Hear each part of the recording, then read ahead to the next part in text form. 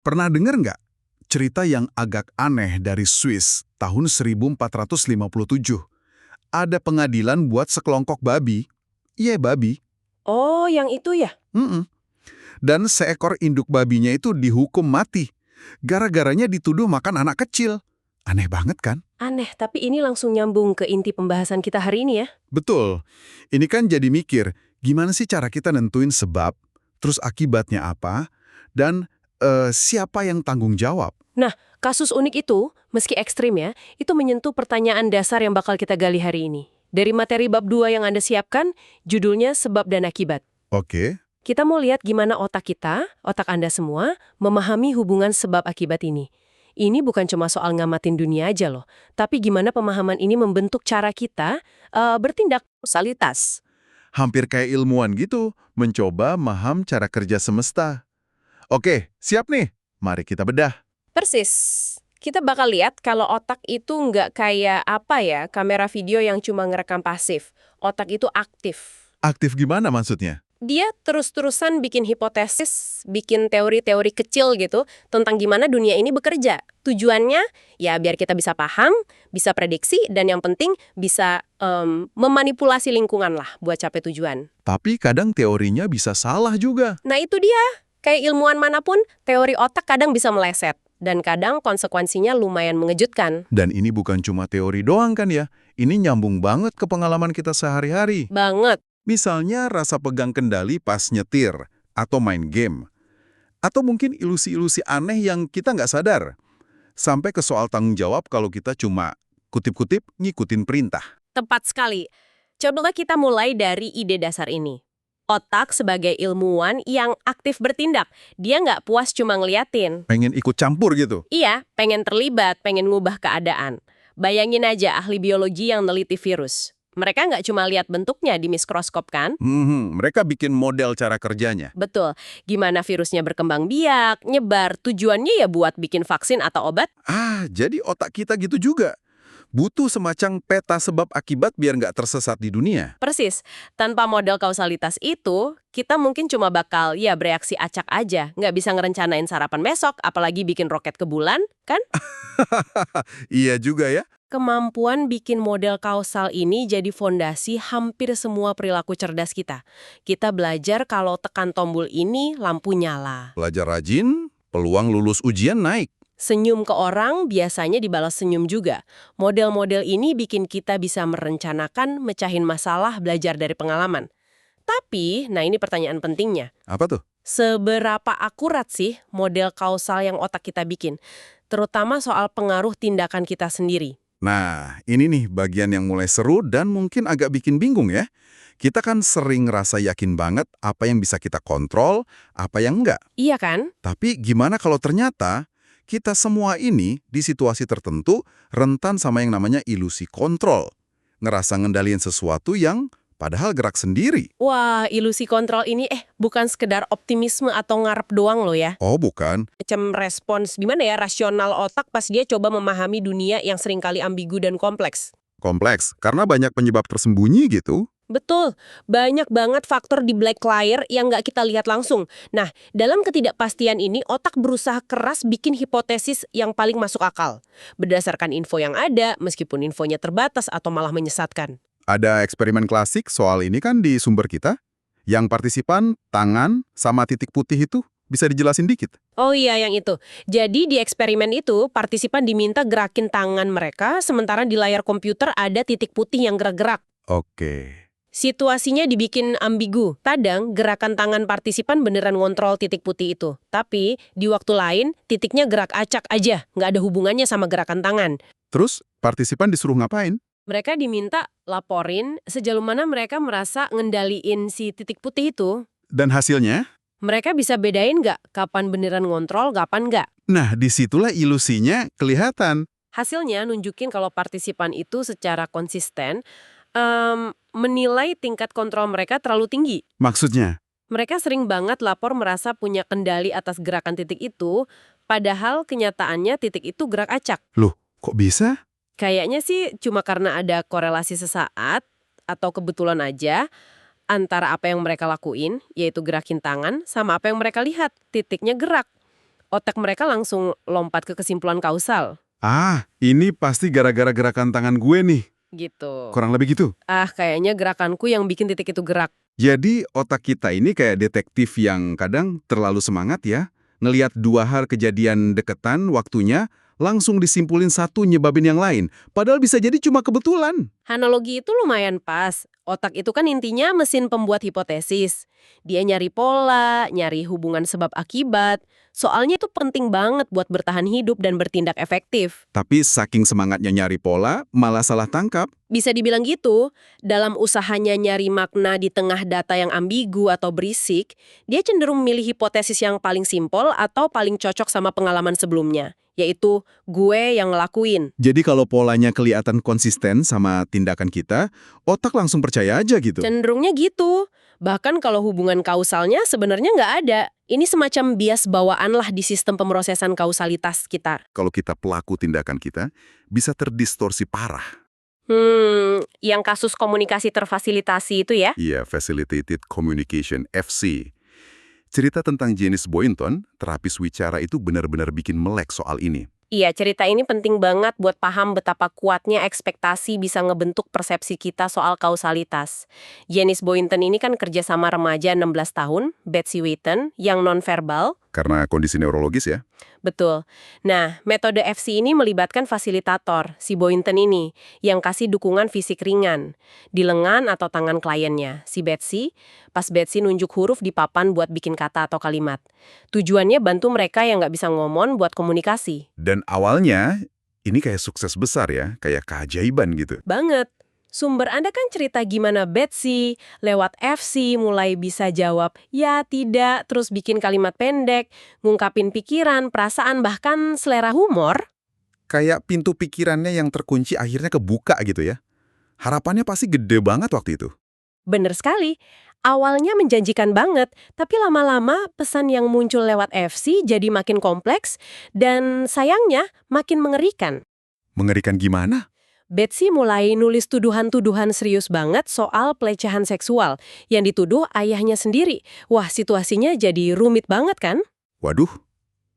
Terus gimana? Dampaknya gede banget, polisi dilibatin, ada investigasi formal, bahkan pakai metode FC itu juga buat interogasi Betsy. Dan tuduhan itu kayak terkonfirmasi lewat sesi FC itu. Terus akibatnya? Akibatnya, Betsy dan adiknya dipisahin dari orang tua mereka, ditaruh di panti asuhan, sementara ayah ibunya kena dakwaan kriminal. Tapi, nah ini bagian paling mengejutkannya. Apa tuh? Pengujian ilmiah yang lebih ketat ke metode FC ini. Oh, ada pengujiannya? Ada. Pengujian ilmiah yang dirancang bagus, di mana fasilitatornya nggak tahu jawaban atau gambar yang ditunjukin ke klien. Dan hasilnya, secara konklusif ngebuktiin kalau komunikasi terfasilitasi ini, ya ilusi tragis. Ilusi? Maksudnya? Pesan-pesan yang dihasilin, termasuk semua detail tuduhan pelecehan yang serem itu, ternyata datangnya dari fasilitatornya, bukan dari klien nonverbal itu. Jadi dalam kasus ini, dari si Janice Boynton. Iya, pesan itu ditulis secara gak sadar sama Janice Boynton sendiri. Boynton, pas dihadapkan bukti ini dalam kondisi tes terkontrol, kabarnya kaget banget dan hancur. Sadar kalau selama ini dia yang sebenarnya ngerakin tangan Betsy. Astaga, ini susah dipercaya. Kok bisa seorang profesional yang niatnya tulus mau bantu, nggak sadar ngelakuin tindakan, nulis pesan, sambil yakin banget kalau orang lain yang ngelakuin? Ini nunjukin betapa harapan dan keyakinan bisa nipu persepsi kita tentang siapa yang sebenarnya bertindak. Implikasinya ngeri banget ya, apalagi di konteks hukum dan terapi. Jadi penjelasan psikologisnya gimana tuh? Nah, ini contoh ekstrim gimana ekspektasi dan model mental kita bisa mendistorsi rasa agensi. Si Janice Boynton ini punya keyakinan kuat banget kalau metode FC itu berhasil. Oke. Dia punya harapan besar supaya Betsy bisa komunikasi. Dan yang penting, dia juga punya ekspektasi kalau perannya pasif. Dia cuma nopang, bukan ngarahin. Kombinasi itu, ya, yakin metodenya berhasil dan yakin dirinya pasif. Betul, kombinasi keyakinan kuat akan keberhasilan metode dan ekspektasi kuat akan kepasifan diri sendiri, ini kemungkinan besar bikin semacam titik buta perseptual. Jadi dia nggak peka sama gerakan tangannya sendiri. Kemungkinan besar begitu. Nggak peka sama sinyal-sinyal halus dari otot tangannya sendiri yang sebenarnya lagi aktif ngarahin jari Betsy ke huruf-huruf. Ini mirip sama fenomena papan Ouija nggak sih? Yang orang-orang suka sumpah papannya gerak sendiri, padahal katanya gerakan itu dari otot halus peserta yang nggak sadar karena ekspektasi mereka. Analoginya pas banget. Di kedua kasus itu, ekspektasi kuat akan hasil tertentu, ditambah keyakinan kalau diri sendiri bukan agen penyebab aktif. Entah karena roh atau karena klien. Iya. Itu bisa menciptakan ilusi yang kuat banget dan meyakinkan kalau tindakan itu dari sumber luar. Ini nunjukin betapa licinnya pengalaman subjektif kita soal agensi. Jadi bukan cerminan langsung dari realitas fisik ya? Bukan. Lebih kayak konstruksi yang sangat dipengaruhi oleh keyakinan, ekspektasi, dan model mental kita soal situasi itu. Oke, oke. Kita udah bahas ilusi kontrol ya, ngerasa ngendaliin padahal nggak. Terus ilusi non-agensi di kasusnya fiksi, ngerasa nggak bertindak padahal iya. Nah, gimana kalau situasinya dibalik? Bukan ilusi, tapi kita beneran dipaksa atau disuruh ngelakuin sesuatu sama figur otoritas. Rasa agensi dan tanggung jawab kita berubah juga nggak kalau gitu? Ini langsung keingat eksperimen kepatuhan Milgram yang terkenal itu. Tepat sekali. Eksperimen Stanley Milgram tahun 60-an itu kan nunjukin secara dramatis gimana orang biasa mau ngelakuin tindakan menyakitkan, ngasih strum listrik palsu, ke orang lain kalau disuruh sama peneliti berjas lab. Figur otoritas ya? Betul. Salah satu temuan pentingnya, selain tingkat kepatuhan yang tinggi, banyak partisipan yang menurut itu ngelaporin merasa kurang bertanggung jawab secara pribadi atas tindakan mereka. Alasannya, saya cuma jalanin perintah. Gitu. Seringnya gitu. Ini nunjukin kalau paksaan kayaknya bisa ngurangin rasa tanggung jawab subjektif. Dan materi Anda nyebut ada penelitian yang lebih baru ya? Iya. Pakai teknologi pencitraan otak dan ukuran yang lebih halus. Buat lihat langsung gimana paksaan ini ngaruh ke pengalaman agensi di level neurologis. Penelitian Kaspar dan rekan-rekannya. Benar. Penelitian oleh Patrick Haggard, Elisa Kaspar, dan rekan-rekannya itu ngasih wawasan menarik. Mereka bikin eksperimen di mana partisipan kadang milih bebas buat ngasih setrum ringan yang ngasih mereka duit dikit ke partisipan lain, Oke, pilihan bebas. dan di waktu lain mereka diperintah sama peneliti buat ngasih setrum itu. Para peneliti ini ngukur dua hal utama. Pertama, aktivitas otak partisipan. Kedua, sesuatu yang disebut intentional binding atau ikatan intensional. Nah, intentional binding. Kedengeran teknis, bisa dijelasin lebih simpel nggak? Maksudnya apa dan kenapa ini relevan buat ngukur rasa agensi? Tentu, intentional binding ini intinya ukuran subjektif kita soal seberapa erat hubungan waktu antara niat kita, tindakan kita, sama hasil dari tindakan itu. Contohnya gimana? Bayangin angin deken saklar lampu. Pas Anda sengaja ngelakuin itu dan ngerasa pegang kendali penuh, Anda cenderung ngerasa jeda waktu antara neken saklar sama lihat lampu nyala, itu singkat banget. Kayak nyambung gitu ya tindakan sama akibatnya. Iya, seolah-olah terikat erat dalam waktu di pikiran Anda. Nah, intentional binding ini ngukur persepsi subjektif soal interval waktu itu. Makin kuat rasa agensi, makin pendek jeda waktu yang dirasain antara tindakan dan akibatnya. Oke. Jadi semacam proksi buat ngukur seberapa nyambung perasaan kita sama akibat tindakan kita. Terus, apa yang ditemuin Kaspar dan teman-temannya pas bandingin kondisi pilihan bebas sama kondisi dipaksa ngasih seprom? Hasilnya signifikan banget dan konsisten sama laporan subjektif di eksperimen Milgram. Gimana tuh? Pas partisipan dipaksa atau diperintah ngasih setrum, ukuran intentional binding mereka berkurang. Berkurang. Artinya? Artinya, secara subjektif, jeda waktu yang mereka rasain antara neken tombol sama dengar suara atau lihat efek strumnya itu terasa lebih lama. Oh. Ikatan mental antara tindakan sama hasil seolah merenggang. Mereka merasa kurang jadi penyebab langsung dari hasil tindakan mereka, meskipun tindakan fisik neken tombolnya persis sama. Wow. Jadi paksaan itu nggak cuma ngubah cara kita mikir soal tanggung jawab setelahnya, tapi beneran ngubah pengalaman sensori kita pas ngelakuin tindakan itu. Bikin kita ngerasa secara harfiah lebih jauh dari konsekuensinya. Kelihatannya begitu. Terus aktivitas otaknya gimana?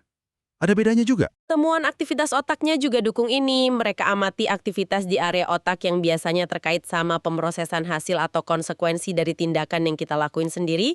Kayak komponen N1 di EEG yang respon suara akibat neken tombol, itu juga berkurang signifikan pas partisipan dipaksa bertindak dibanding pas mereka bertindak bebas. Tapi ini bukan cuma mekanisme pertahanan psikologis aja buat ngurangin rasa bersalah. Atau emang paksaan ini beneran ngubah cara otak proses sebab akibat di situasi itu? Itu pertanyaan penting banget. Tentu susah ya misahin sepenuhnya interpretasi subjektif dari proses neurologis di baliknya. Tapi temuan gabungan dari perubahan intentional binding, persepsi waktu, sama perubahan aktivitas otak yang terkait pemrosesan hasil, itu nunjukin kalau paksaan mungkin emang efeknya lebih dalam. Maksudnya gimana? Kayaknya paksaan itu mengubah hipotesis atau model internal yang dipakai otak buat prediksi dan ngerasain konsekuensi tindakan. Pas kita ngerasa dipaksa, otak seolah-olah nyesuaiin modelnya. Nganggap otoritas yang jadi penyebab utama gitu. Bisa jadi. Sehingga pemrosesan internal kita terhadap hubungan antara tindakan kita sama hasilnya pun ikut berubah. Ini konsisten sama pandangan kalau rasa agensi itu bukan cerminan langsung realitas fisik, tapi konstruksi aktif yang dipengaruhi keyakinan dan interpretasi kita terhadap konteks sosial dan instruksi. Jadi kalau kita rangkum nih perjalanan kita di bab 2 ini ya, mulai dari pengadilan babi abad pertengahan yang nanyain dasar tanggung jawab, terus masuk ke ilusi kontrol yang kita alamin sehari-hari pas interaksi sama dunia yang ambigu. Yang titik putih itu tadi? Iya. Terus kasus komunikasi terfasilitasi yang tragis banget, nunjukin gimana ekspektasi bisa bikin ilusi kepasifan. Dan akhirnya, gimana paksaan bisa secara nyata ngurangin rasa agensi kita sama akibat tindakan kita.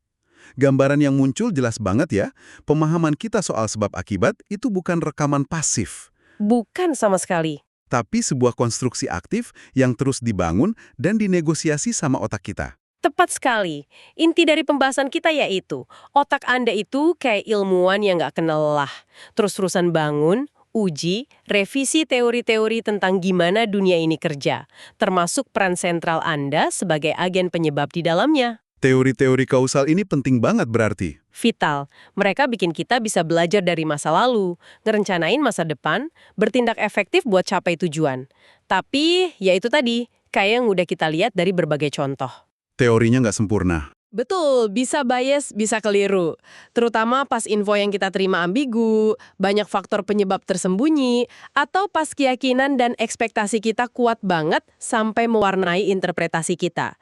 Intinya, kita selalu lihat dunia kausalitas lewat kacamata hipotesis yang kita bangun sendiri. Memahami mekanisme di balik layar pikiran kita sendiri ini bisa mencerahkan banget ya. Harapannya begitu. Bisa bantu kita memaknai kenapa kadang kita ngerasa yakin banget bisa ngontrol sesuatu yang sebenarnya di luar jangkauan, kayak pasar saham atau cuaca. Atau sebaliknya, kenapa kadang ngerasa nggak berdaya padahal punya pengaruh. Dan juga soal menilai orang lain. Iya, ini ngasih perspektif baru soal betapa rumitnya nilai tindakan dan tanggung jawab orang lain, atau diri sendiri. Karena pengalaman subjektif soal siapa yang ngelakuin apa, bisa beda banget sama kenyataan objektifnya. Jadi, pertanyaan buat Anda renungkan nih, gimana pemahaman ini ngubah cara Anda lihat interaksi dan penilaian sehari-hari? Dan sebagai pemikiran penutup nih ya, kalau pengalaman agensi dan pemahaman kita soal sebab akibat dalam situasi yang relatif terkontrol aja, kayak di lab atau interaksi 1 lawan 1, bisa segitu lenturnya. Gampang dibentuk sama hipotesis, ekspektasi, konteks sosial, kayak paksaan gitu ya. Betul. Ini munculin satu pertanyaan yang lebih luas dan mungkin agak provokatif. Seberapa besar kemungkinan pemahaman kita tentang hubungan sebab akibat di arena sosial atau politik yang jauh lebih kompleks? Misalnya penyebab kemiskinan, keberhasilan kebijakan, konflik antar kelompok. Iya. Seberapa besar kemungkinan pemahaman kita soal itu juga dibentuk, mungkin tanpa kita sadar sepenuhnya, oleh narasi dominan, bias kelompok, atau ekspektasi halus yang terus kita serap dari lingkungan informasi kita. Ini sesuatu yang patut kita renungkan bersama.